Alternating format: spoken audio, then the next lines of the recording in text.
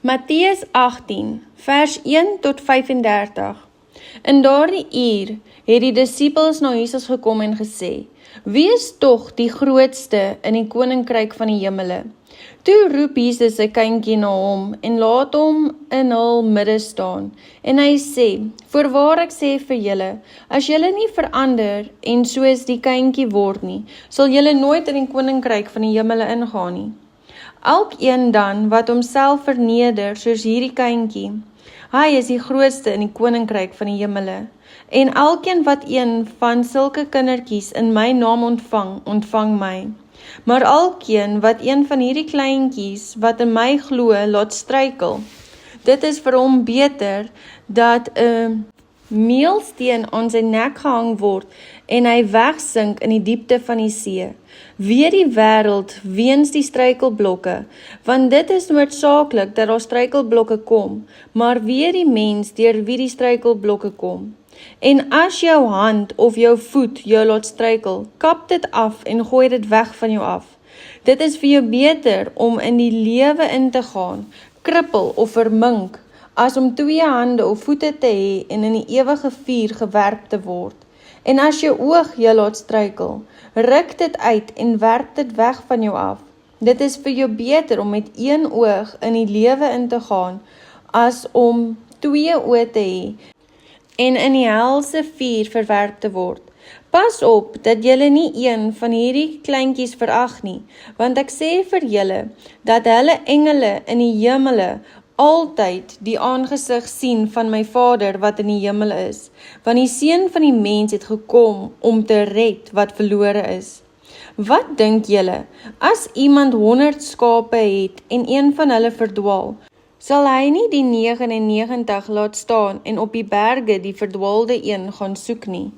En as hy hom kry, voorwaar ek sê vir julle, dat hy blyer is oor hom as oor die 99 wat nie verdwaal het nie. So is dit nie die wil van julle Vader wat in die hemele is nie, dat een van hierdie kleintjies verlore gaan nie. En as jou broeder teen jou sondig, gaan bestraf hom tussen jou en hom alleen. As hy na jou luister, dan het jy jou broeder gewen. Maar as hy nie luister nie, neem nog 1 of 2 met jou saam, sodat in die mond van 2 of 3 getuienis elke woord kan verstaan. En as hy na hulle nie luister nie, sê dit aan die gemeente. En as hy na die gemeente ook nie luister nie, laat hom vir jou wees soos die heiden en die tollenaar. Voorwaar ek sê vir julle, alles wat julle op die aarde bind, sal in die hemel verbonde wees. En alles wat julle op die aarde ontbind, sal in die hemel ontbond wees.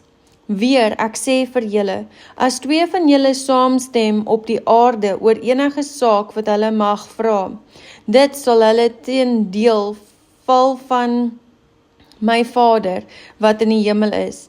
Want waar 2 of 3 in my naam vergader, daar is ek in hulle midde. Toe kom Petrus na hom en sê, Here, hoe dikwels sal my broeder teen my sondig en ek hom vergewe? Tot 7 maal toe? Jesus antwoord hom, ek sê vir jou, nie tot 7 maal toe nie, maar tot 70 maal 7 toe.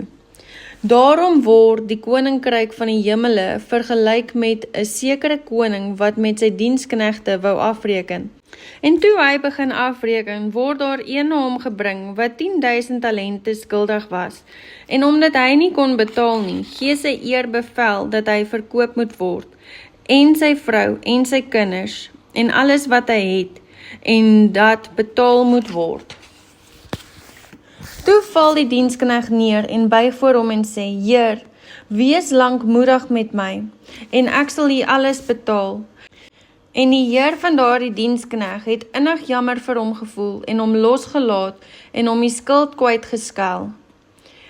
Maar toe daardie diensknegt uitgaan en een van sy medediensknegte vind wat hom 100 pennies skuldig was, het hy hom aan die keel gegryp en gesê, betaal my wat jy skuld. Sy medediensknegt val toe voor sy voete neer en smeek hom en sê, wees lankmoedig met my, en ek sal jou alles betaal, en hy wou nie.